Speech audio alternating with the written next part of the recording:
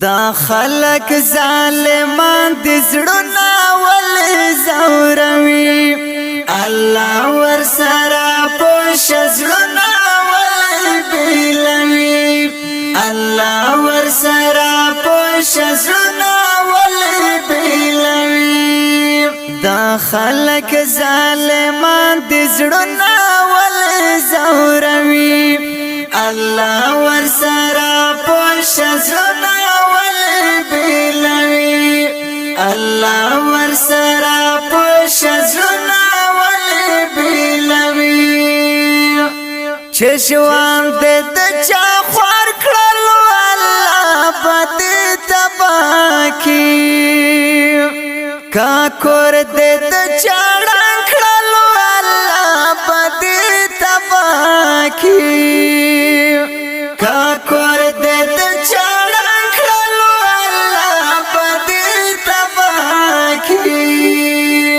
نو نپوهیږم خدای زړونه ولې ماتوي نو نپوهیږم خدای زړونه ولې ماتوي دا خلق ظالمان دي زړونه ولې زوروي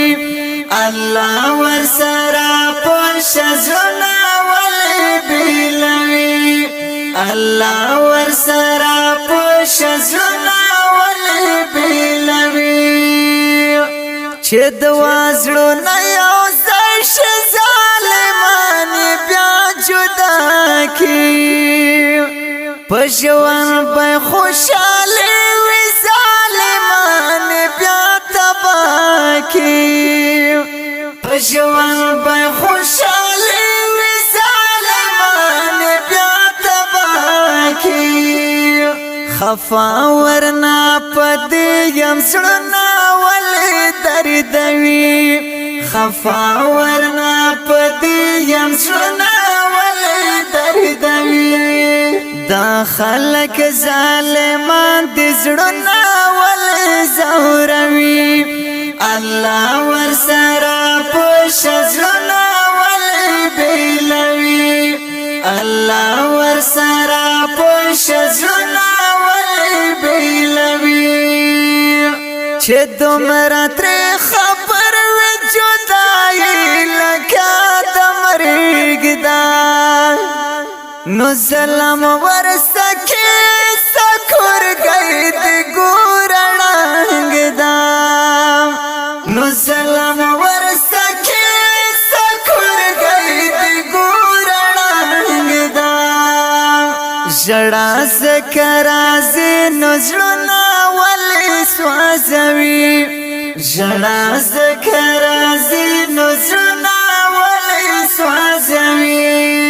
دا خلق ظالمان دي زړونه ولې زوروي الله ور سره پوښ زړونه ولې بیلوي الله ور سره پوښ زړونه ولې بیلوي نو ما یې اوره خلکو ګل زمان وفادار شعري زخمي زخمي زړګی د بیا په غم کې وای تلګيري زخمي زخمي زړګی د بیا په غم کې وای تلګيري دا خلک ډېر نادان دي زړونه ولې ورانوي دا خلق ډېر نادان دي زړونه ولې ورانوي دا خلق ظالمان دي زړونه ولې زوروي الله ور سره پوښ زړونه ولې بیلوي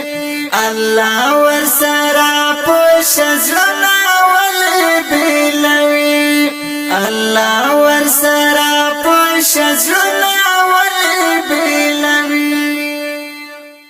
کلام دی د ډیر ګران محترم رور ګل زمان وفادار اواز دی د اول خان وفادار